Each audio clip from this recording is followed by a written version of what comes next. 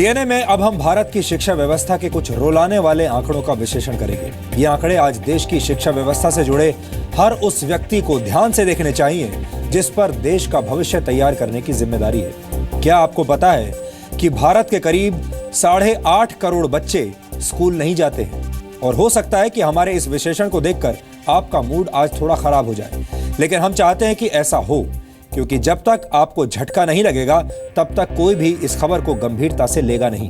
हमारा देश विश्व गुरु बनने के सपने देखता है, लेकिन जिस देश के करोड़ों छात्र स्कूल ही ना जाते हों, वो विश्व गुरु या सुपर पावर कैसे बन सकता है? 2011 के सेंसस के मुताबिक देश के 8 करोड़ 40 लाख बच्चे स्कूल ही नहीं जाते। सेंसस या जनगणना का ये डेटा अभी अभी जारी किया गया है और ये आंकड़ा बहुत गंभीर है।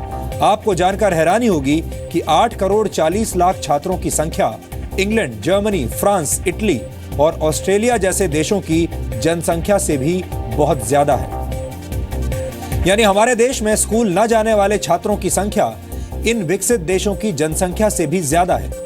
इन आंकड़ों में एक चौंकाने वाली बात यह भी सामने आई है कि देश के 78 लाख से ज्यादा बच्चे स्कूल जाने के साथ साथ रोजी रोटी कमाने के लिए काम भी करते हैं, या दूसरे शब्दों में कह लीजिए कि मजदूरी भी करते हैं। स्कूल के साथ साथ काम करने वाले बच्चों में 57% लड़के हैं, जबकि 43% लड़कियां हैं। 78 लाख बच्चों में से 68% बच्चे ऐसे हैं जो खेती बाड़ी जैसे काम करते हैं। आपको बता दें कि जो 8 करोड़ 40 लाख बच्चे स्कूल नहीं जा पाते, वो शिक्षा के अधिकार के दायरे में आने वाले कुल बच्चों के 20% हैं। यानी इन बच्चों के लिए शिक्षा पूरी तरह से मुफ्त है, लेकिन इसके बाद भी तमाम मजबूरियों की वजह से ये बच्चे स्कूल नहीं जा पाते। बच्चों की ये मजबूरियां ही देश की कमजोरियां हैं। इसलिए बच्चों को पढ़ाई से दूर करने वाली इन मजबूरियों को हमें खत्म करना होगा, ताकि हमारा देश एक कमजोर राष्ट्र बनकर न रह जाए। हमने अभी जिन बच्चों के बारे में आपको बताया, वो ऐसे बच्चे हैं जो स्कूल नहीं जा पाते, लेकिन जो बच्चे स्कूल जाते भी हैं उनकी हालत भी कोई बहुत अच्छी नहीं है। 2015 की annual status of education report के मुताबिक हमारे देश में 5वीं क्लास में पढ़ने वाले सिर्फ 48% छात्र ऐसे हैं जो सेकंड क्लास की किताबें पढ़ पाते हैं। यानी 5वीं कक्षा में पढ़ने वाले बाकी 52% छात्र दूसरी कक्षा की किताबें भी नहीं पढ़ सकते। 5वीं कक्षा में पढ़ने वाले हर 2 छात्रों में से एक छात्र तीसरी कक्षा की किताबें नहीं पढ़ पाता। तीसरी कक्षा में पढ़ने वाले हर 4 छात्रों में से एक छात्र 2 अंकों को जोड़ और घटा नहीं सकता।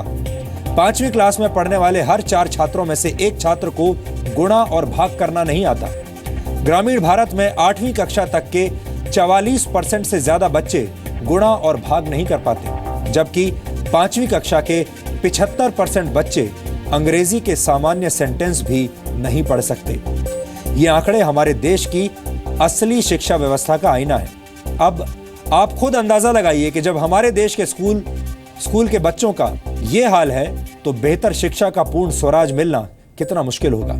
जब भी स्कूल की बात होती है तो सबसे पहले दिमाग में ब्लैक बोर्ड की तस्वीर आती है, लेकिन सीएजी की एक रिपोर्ट के मुताबिक हमारे देश के 3680 सरकारी स्कूलों में बच्चे बिना ब्लैक बोर्ड के पढ़ते हैं। देश के 20% शिक्षक अयोग्य यानी बच्चों को पढ़ाने के लायक ही नहीं है। सरकारी स्कूलों में 84% शिक्षकों को आपात स्थिति में फर्स्ट एड जैसी जरूरी बातों का भी ज्ञान नहीं है। 42% सरकारी स्कूलों में विद्यार्थियों का कोई ऑफिशियल रिकॉर्ड नहीं रखा जाता। और इतना सब होने के बावजूद हमारा सिस्टम ये रट लगाए रहता है कि स्कूल चले हम। लेकिन हमारा सवाल यह है कि जब स्कूलों में शिक्षा और बुनियादी सुविधाओं का इतना बुरा हाल है, तो फिर बच्चे कैसे स्कूल जाएं और क्यों स्कूल जाएं?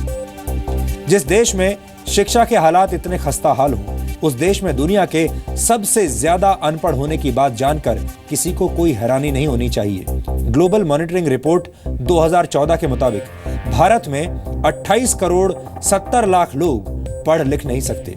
ये संख्या फ्रांस की कुल जनसंख्या से 4 गुना ज्यादा है। यानी दुनिया की 37% निरक्षर आबादी हमारे देश भारत में रहती है।